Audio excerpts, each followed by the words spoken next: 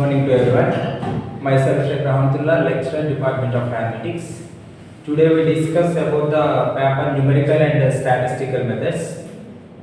ఈ పేపర్ అనేది బీసీఏ వాళ్ళకి ఫస్ట్ సెమిస్టర్లో మనకి ఈ పేపర్ ఉంటుంది, మ్యాథ్స్ పేపర్ ఒకటి. ఆ టైటిల్ వచ్చేపాటికి న్యూమెరికల్ అండ్ స్టాటిస్టికల్ మెథడ్స్ అంటారు. So numerical and statistical methods.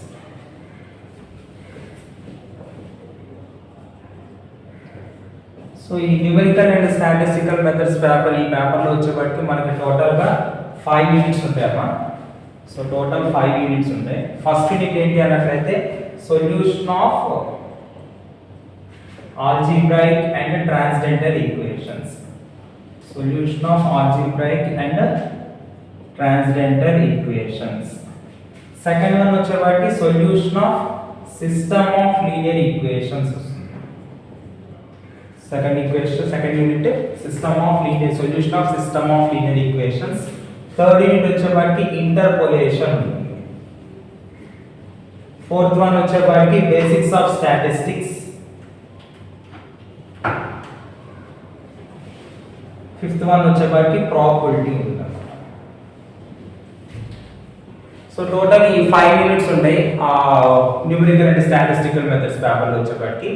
So first unit మనం ఇప్పుడు ప్రెసెంట్ ఫస్ట్ యూనిట్ డిస్కస్ చేద్దాం. So that is solution of system of linear equations అన్నమాట. సో ఈ solution of system of linear equations ఏంటి అన్నట్లయితే మనం నార్మల్గా solution of algebraic and transcendental equations. అంటే ఈ ఆల్జీబ్రాయిక్ అండ్ ట్రాన్స్డెంటల్ ఈక్వేషన్స్ ఏదైతే ఉన్నాయో వాటి యొక్క సొల్యూషన్స్ ఫైండ్ అవుట్ చేయడం డిస్కస్ చేస్తాం యూనిట్ మొత్తం.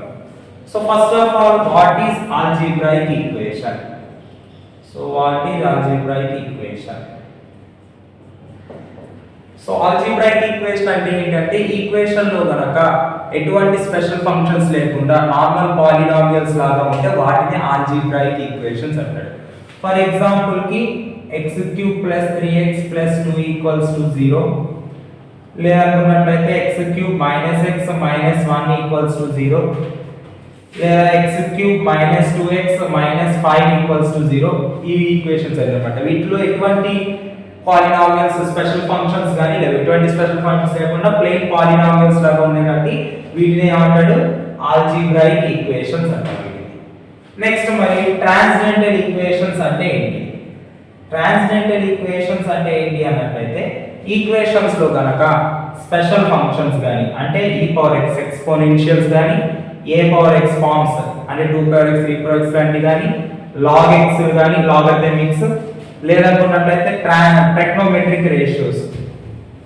సో టెక్నోమెట్రిక్ రేషియోస్ అంటే sin x cos x cosecant tan ఇట్లాంటి టెక్నోమెట్రిక్ రేషియోస్ గానీ అవి ఏమైనా ఈక్వేషన్స్ ఇట్లాంటి స్పెషల్ ఫంక్షన్స్ గనక ఈక్వేషన్స్ లో ఇన్వాల్వ్ అయి ఉంటే అప్పుడు ఆ ఈక్వేషన్ ఏమంటాడు?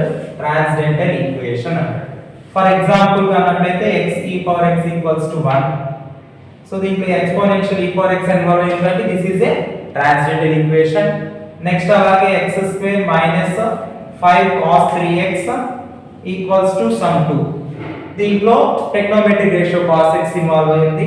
సో అట్లాగే ఇట్లా ఈక్వేషన్ లో కనుక స్పెషల్ ఫంక్షన్స్ ఏమి ఇన్వాల్వ్ అయి ఉన్నా వాటిని ట్రాన్స్డెంటల్ ఈక్వేషన్స్ అంటాము. ఒకవేళ ఈక్వేషన్ లో ఎటువంటి స్పెషల్ ఫంక్షన్స్ లేకుండా ప్లెయిన్ పాలినామియల్స్ లాగా ఉంటే వాటిని ఆల్జీబ్రాయిక్ ఈక్వేషన్స్ అంటారు.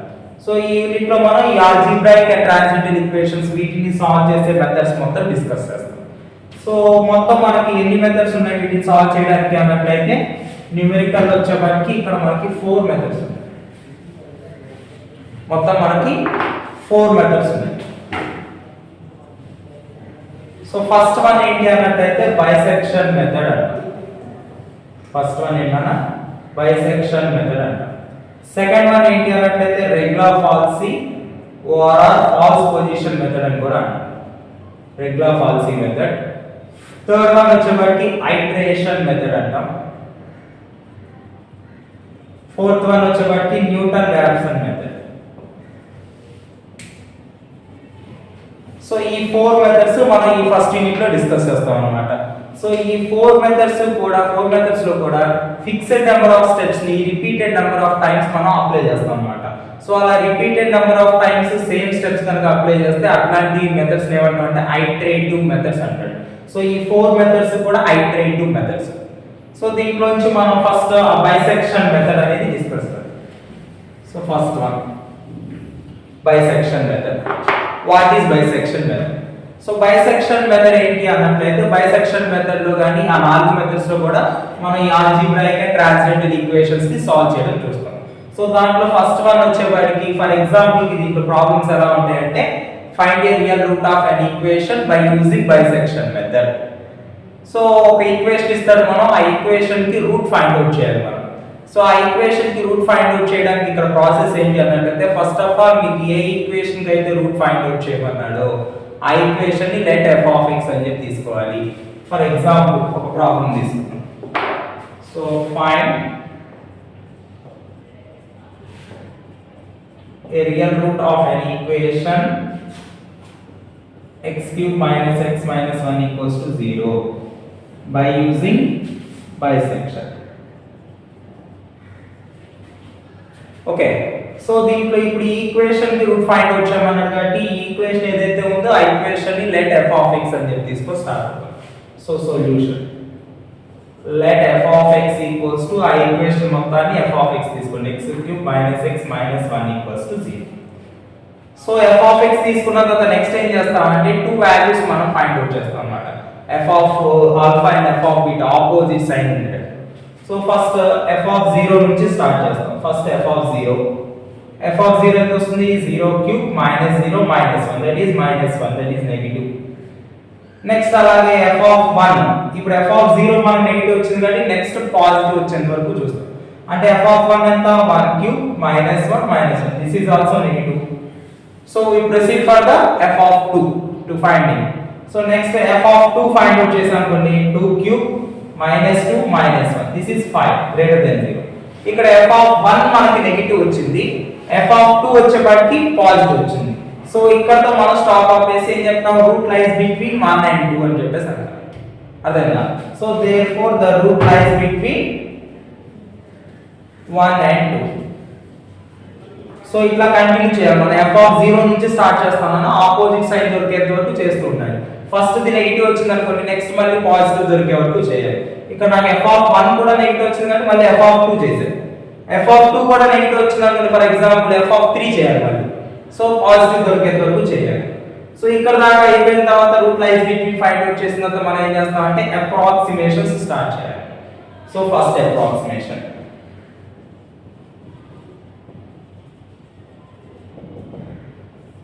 సో ఇక్కడ అప్రాక్సిమేషన్ లో మనకు వచ్చేవాడికి టోటల్ గా మొత్తం 4 స్టెప్స్ ఉంటాయి. ఫస్ట్ స్టెప్ ఏంటి అన్నట్లయితే an and bn values find out చేయాలి. సెకండ్ స్టెప్ ఏంటి అన్నట్లయితే xn వాల్యూ ఫైండ్ అవుట్ చేయాలి by using the proper formula. ఇక్కడ బైసెక్షన్ మెథడ్ లో వచ్చేవాడి ఫార్ములా ఏంటంటే an + bn / 2 అన్నమాట. నెక్స్ట్ థర్డ్ స్టెప్ ఏంటి అన్నట్లయితే f of xn find out చేయాలి. నెక్స్ట్ ఫోర్త్ స్టెప్ మళ్ళీ రూట్ లైస్ బిట్వీన్ రాస్తాం. సో ఈ 4 స్టెప్స్ మనం ప్రతి అప్రాక్సిమేషన్ లో స్టార్ట్ చేయాలి, ఫైండ్ అవుట్ చేయాలన్నమాట. సో ఇక్కడ ఫస్ట్ అప్రాక్సిమేషన్ కంటే n ఎంత అవుతుంది? 1 అవుతుంది. So let first step an bn first approximation కంటే a1 b1. So let a1 equals to ఈ a1 b1 వాల్యూస్ ఎలా రాయాలంటే ఈ రూట్ లైస్ బిట్వీన్ ఉన్న ఈ 2 నంబర్స్ నుంచి ఒకదాన్ని a1 ఇంకొక దాన్ని b1 అని చెప్పి తీసుకో స్టార్ట్ అవుతాం. So a1 equals to 1 next b1 equals to 2. okay next second step ఏంటి? x1. so now x1 equals to formula a1 plus b1 by 2. a1 అంటే ఎంత? 1 plus b1 అంటే 2 by 2 that is 1.5 వస్తుంది అన్నమాట. this is the second step xn find out చేయడం. so second step అయింది. next మళ్ళీ third step find out చేయడం that is f of x1.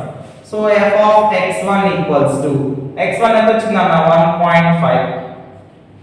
So ఈ f of 1.5 ఆల్రెడీ మన దగ్గర f of x ఉంది, దీంట్లో 1.5 పెట్టండి x ప్లేస్ లో. అంటే ఎంత వస్తుంది? 1.5 హోల్ క్యూబ్ మైనస్ 1.5 మైనస్ 1. ఈ వాల్యూ కొంచెం పాజిటివ్ వచ్చింది అనుకుందాం. సో ఈ వాల్యూ పాజిటివ్ వచ్చింది అనుకోండి. సో నెక్స్ట్ స్టెప్ ఏంటి? f of x1 అయిపోయింది. రూట్ లైస్ బిట్వీన్ రాయాలి. సో ఈ రూట్ లైస్ బిట్వీన్ రాయడం ఇంపార్టెంట్ అన్నమాట. ఇది కొంచెం జాగ్రత్తగా. సో ఈ రూట్ లైస్ బిట్వీన్ రాసే చోట ఎలా చేస్తా అంటే f of x వాల్యూ మీద డిపెండ్ అయ్యి రూట్ లైస్ బిట్వీన్ రాయాలి. ఈ f ఆఫ్ x కనుక నెగిటివ్ వస్తే ఈ రెండింటిలో దేని ఫంక్షన్ వాల్యూ నెగిటివ్ దాన్ని చేంజ్ చేసి x1 రాస్తాం. f ఆఫ్ x కనుక పాజిటివ్ వస్తే ఈ రెండింటిలో దేని ఫంక్షన్ వాల్యూ పాజిటివ్ దాన్ని మార్చేసి x1 రాయాలి. సో చూడండి f ఆఫ్ 1.5 అంత positive. So f of 1 f of 2 రెండింటిలో ఏది positive f of 2 positive. So 2 తీసేసి 2 ప్లస్ ఎంత రాయాలి x1 రాయాలి. అంటే 1 అలాగే ఉంటుంది అండ్ 2 తీసేసి ఎంత రాస్తాం 1.5 రాస్తాం. So this is the route lies between 1 and 1.5.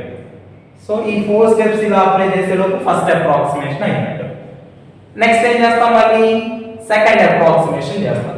So second approximation కి వచ్చాము. మళ్ళీ ఇవే 4 స్టెప్స్ ఆటోమేటిక్ మళ్ళీ సేమ్ అప్లై చేయాలి.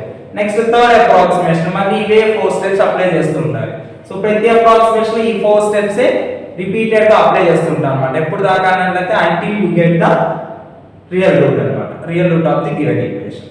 సో ఎప్పుడు వస్తుంది అన్నట్లయితే ప్రతి అప్రాక్సిమేషన్ అవ్వగానే ఈ రియల్ రూట్ లైస్ బిట్వీన్ రాసాం కదా, ఈ లైస్ బిట్వీన్ రాసిన 2 నంబర్స్ అప్రాక్సిమేట్లీ ఈక్వల్ అయ్యేంత వరకు చేయాలి. సో ఎప్పుడైతే ఈ రెండు వాల్యూస్ అప్రాక్సిమేట్లీ ఈక్వల్ అయితే అప్పుడుతో మనం ప్రాసెస్ అనేది ఆపేస్తాం. సో సెకండ్ అప్రాక్సిమేషన్ తీసుకున్నాం ఫర్ ఎగ్జాంపుల్ ఏమైంది first step a2 b2. So let a2 equals to 1, next b2 equals to 1.5. Next x2 find out చేస్తాం. x2 అంటే a2 plus b2 by 2, that is 1 plus 1.5 by 2, that is 1.25. Next third step ఏముంది f of x2 అంటే f of 1.25 అన్నమాట. ఈ value negative వస్తుంది. So ఈ value negative వచ్చింది కాబట్టి therefore the root lies between ఏమవుతుంది రూట్ లైస్ బిట్వీన్ ఇక్కడ నెగటివ్ వచ్చింది కాబట్టి ఫంక్షన్ వాల్యూ మనకి ఏమవుతుంది ఈ రెండింటిలో దేని ఫంక్షన్ వాల్యూ నెగటివ్ దాన్ని మార్చండి. సో ఇక్కడ 1 యొక్క ఫంక్షన్ వాల్యూ నెగటివ్, 1.5 యొక్క ఫంక్షన్ వాల్యూ పాజిటివ్. సో 1 తీసేసి మనం 1.25 రాస్తాం అన్నమాట. సో 1.25 అండ్ ఈ 1.5 ని యాజ్ ఇట్ ఇస్ రాసేస్తాం. సో 1.25 అండ్ 1.5 ఇవి రెండు అప్రాక్సిమేట్లీ ఈక్వల్ వచ్చినాయా రాలేదు. సో మళ్ళీ నెక్స్ట్ మళ్ళీ థర్డ్ అప్రాక్సిమేషన్ చేస్తాం. సో మళ్ళీ ఇవే 4 steps a3 b3 x3 f of x3 route lies between ఇలా కంటిన్యూ చేస్తూ ఉంటాం అన్నమాట. సో ఇలా కంటిన్యూ చేస్తే ఒక సర్టెన్ స్టేజ్ దగ్గర మీకు రూట్ అనేది వస్తుంది. So this is the bisection method. Next method ఏంటి అన్నట్లయితే next method regular policy method అంటాం.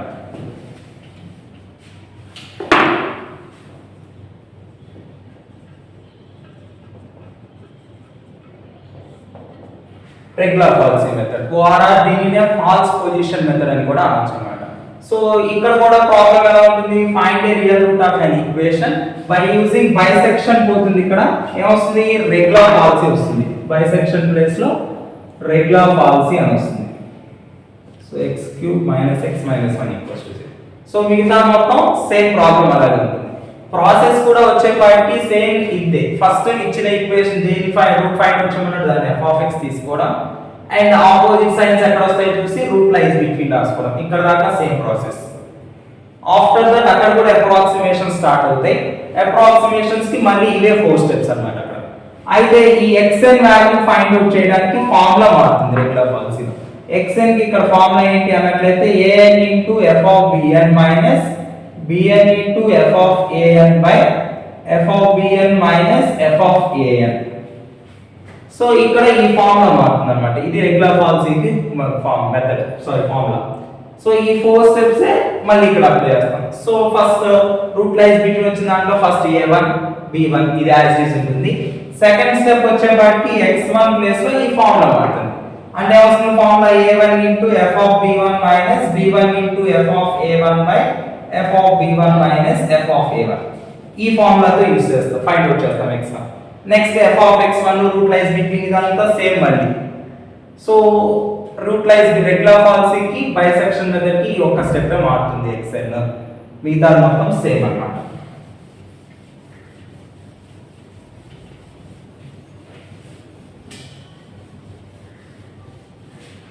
సార్ డిఫరెన్స్ కనుక చూసుకున్నట్లయితే బైసెక్షన్ మెథడ్ లో అప్రాక్సిమేషన్ కి ఎన్ని స్టెప్స్ 4 స్టెప్స్. సో అవి ఏంటి అన్నట్లయితే first one an bn, second one xn equals to an plus bn by 2 formula. Third step వచ్చేబట్టి f of xn, fourth step వచ్చేబట్టి root lies between. So bisection లో ఈ 4 స్టెప్స్ అప్లై చేస్తాం. అదే regular పాలసీలో ఏమవుతుంది అనేది చూసినట్లయితే రెగ్యులర్ పాలసీలో కూడా first step an bn same అదే స్టెప్.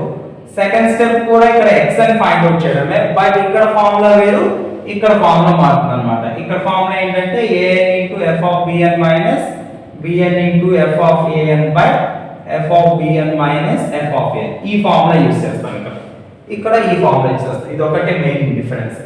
మళ్ళీ థర్డ్ స్టెప్ ఇక్కడ కూడా f of xn find out చేస్తాం, ఇక్కడ కూడా route lies between find out చేస్తాము. ఓకేనా? సో ఈ బైసెక్షన్ మెథడ్ ఇది regular policy method, both are same but the difference is xn formula. Okay, thank you.